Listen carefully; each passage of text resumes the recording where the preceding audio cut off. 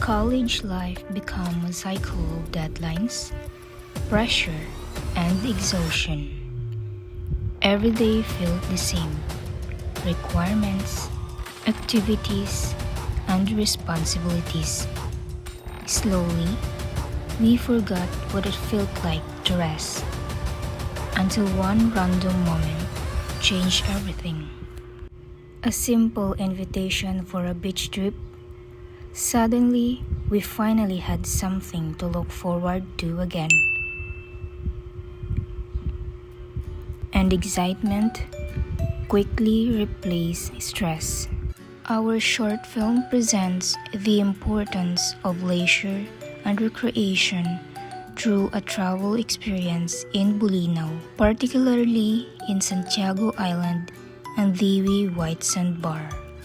The story reflects the reality faced by many students today who experience stress, pressure, and exhaustion because of academic responsibilities.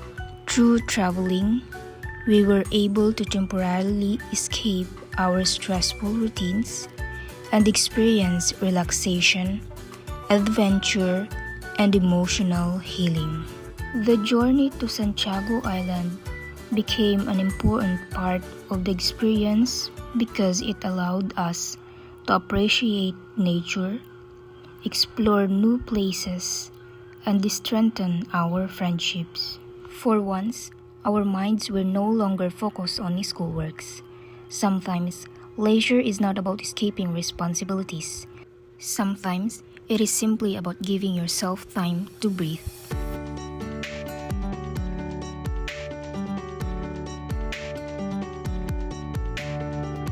During the trip, we traveled by bus, tricycle, boats, motorcycle, and balsa before finally arriving at the White Sandbar.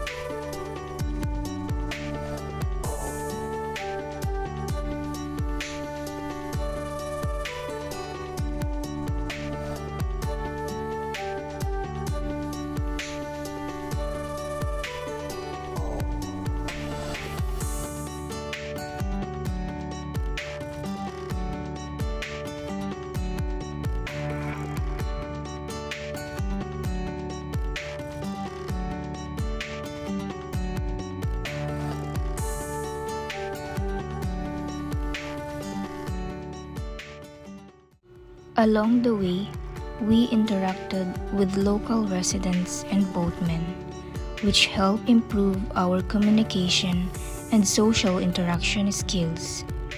One memorable moment in the film was when we happily gave coins to children swimming near the boat. This scene clearly showed happiness and excitement among both the children and the visitors.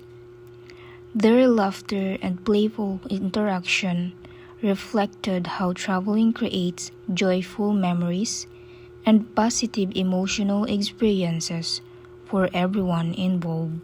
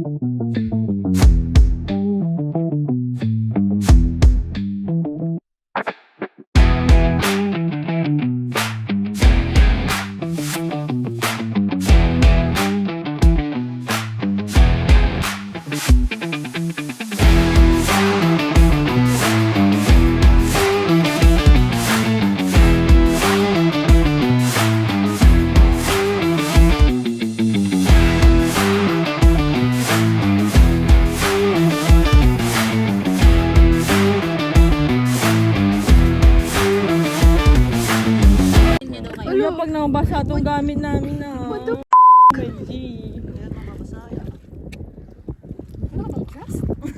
Uwi na.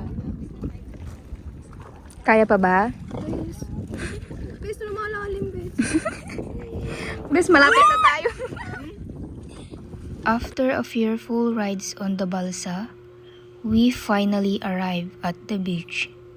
We appreciate the beauty of the seashore, the clean surroundings, and the calm atmosphere of the island.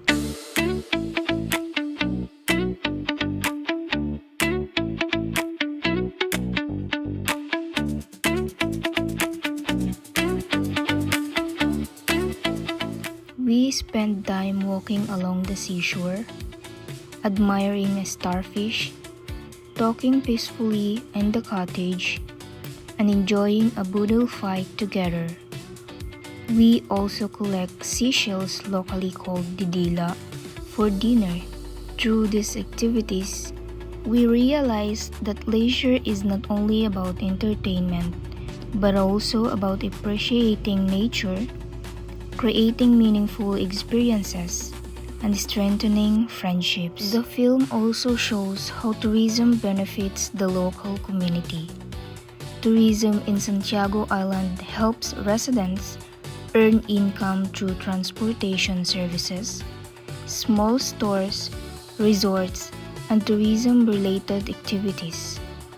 The boatmen, balsa operators, and local vendors shown in the film reflect how traveling supports local livelihoods and contributes to the local economy. Because of this, traveling benefits both visitors and community itself. Throughout the trip, the group experiences childlike happiness and emotional freedom. Activities such as swimming, collecting shells, laughing together during the boat rides, watching the sunset, snorkeling, and camping bring genuine joy and excitement. The experience also contributed to our personal growth. Some of us experienced fear during the balsa ride and while swimming in deeper waters.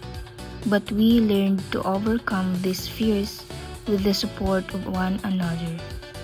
We also learned how to cooperate better, communicate effectively, adapt to different situations, and appreciate teamwork throughout the trip.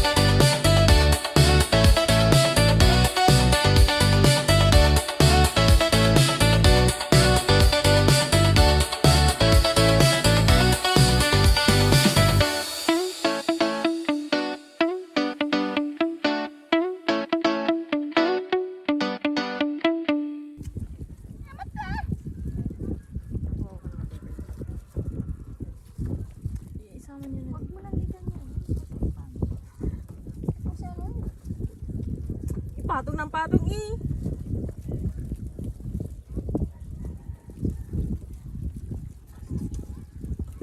Ganyan ka ba? Ganyan ka ba kumain? Ganun niya daw sip-sipin. Tinapat niya yung ano, pinakamalaki sa kanya. Ay akin din. Bauni na, sabi niyo. Nag-ATM ka ba ni? Alam mo ba na pag nag-prepare ng food, dapat naka-ban ka? Tapos nakabra ka pa. Ano ka ba, Goldster? Hindi, ano lang, bayaran sa kalye lang. Ang harsh mo na ako. Ba't ka naman magsalita? Sige pa. Yung pangit ng sayo. Yung pangit naman, Marie. Apakano nyo? Ginagawa mo talaga, bes. Paano ba? Sa inyo kung kuha lang siya ng kuha ng ganyan, bes. Ganyan ka talaga daw, bes. Grabe. Umalis Mag-isa naglakad siya papunta dun sa Hindi kabila. ako magampag dito. Naglangoy siya, bes. Ay, lalangi ba? Ina nyo, ako nga kumuha ng talbos ng kumote. Huwag kayong kumuha dyan ah. Na parang hindi kami kasama. May kulang pa dito ng talbos mo. Yun na nga, hinahati na nga. Dinala-dalawa nyo kasi dito ay yung talong. Talong ni Joshua, oh talong, kumakulog-kulog. Uy, uy.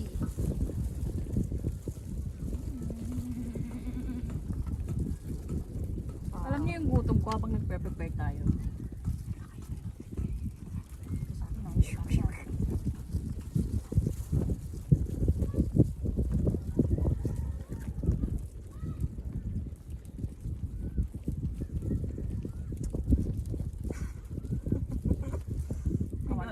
Awayin ko yan. Mas nakikita sa video yung pagka-attitude niya.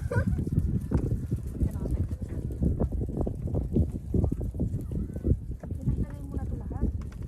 Na naman. Ay, dito na lang.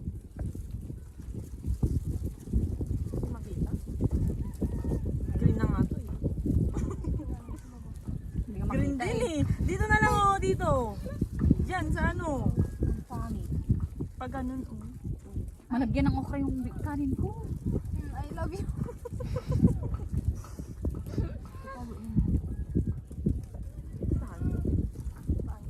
Dito na lang ang itago kasi hindi man tayo masyadong malaki. Wala yung tatago. Dito may tago. Dito ko itago. Sa tiyan ko yung itatago. Bagat ko.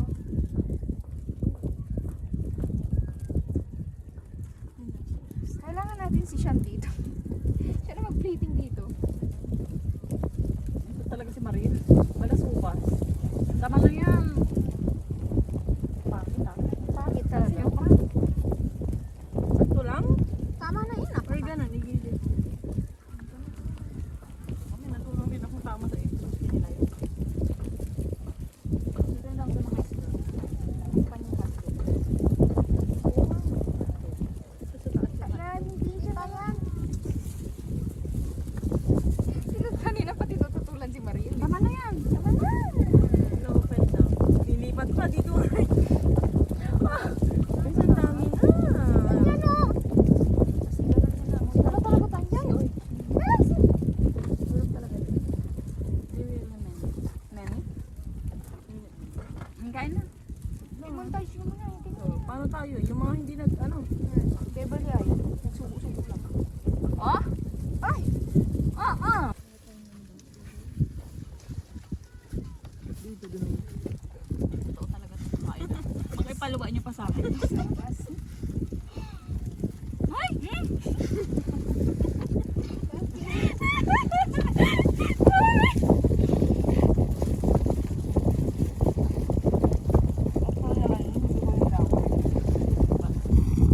Magsumanbay. Nagilagyan.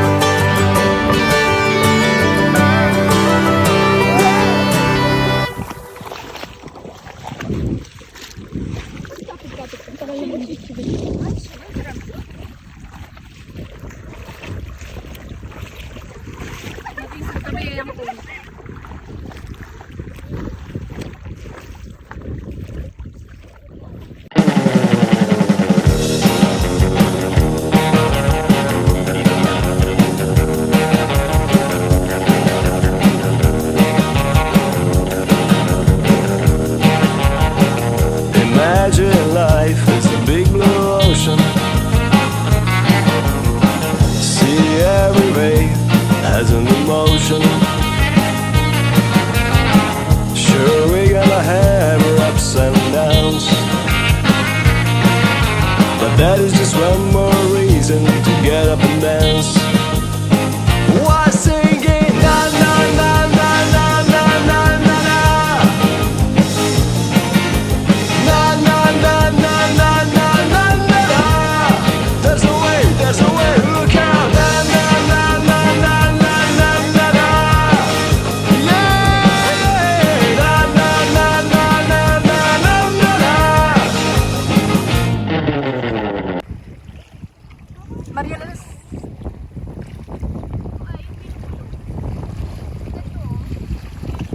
panira lang si Mariel. Pero yung sa akin, paano na?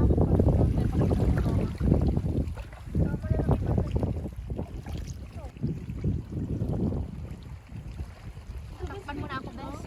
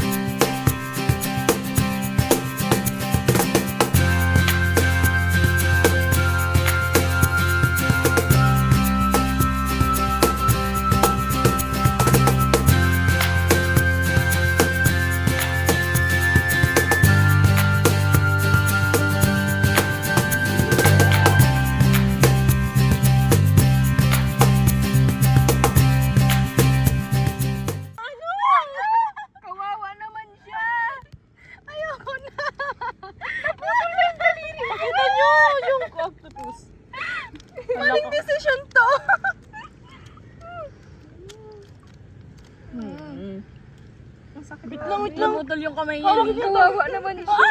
Ah! Feeling ko kasi ano eh. Grabe. Dalawa pa. Ay, dalawa. Alo, disable na siya.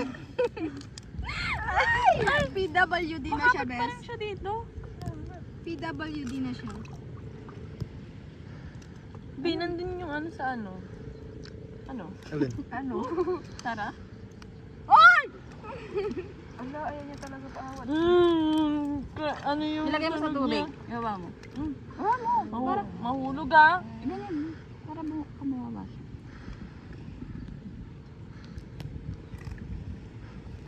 Sige. Sige. Nahihipot.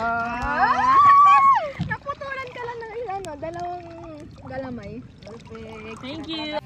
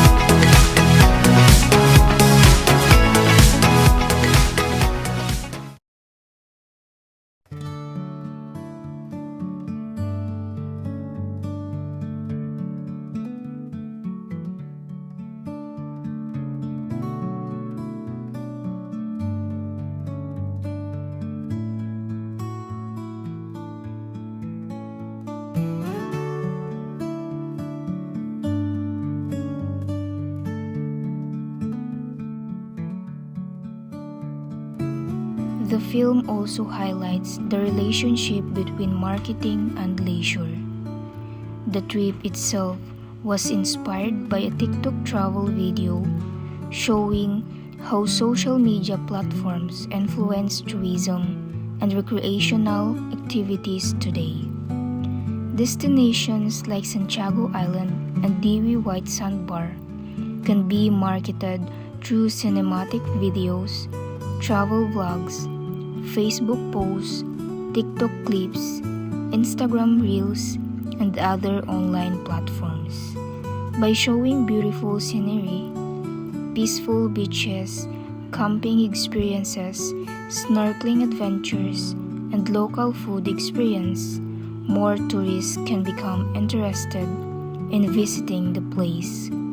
Because the activities are affordable and enjoyable, they are accessible not only to tourists but also to students and ordinary travelers looking for relaxation and adventure. Overall, our short film emphasizes the leisure and recreation are truly important in today's fast-paced and stressful society.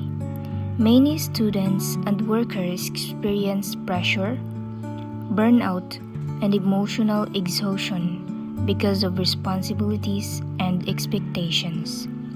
Traveling provides people with an opportunity to rest, recharge, reconnect with nature, and strengthen relationships with others.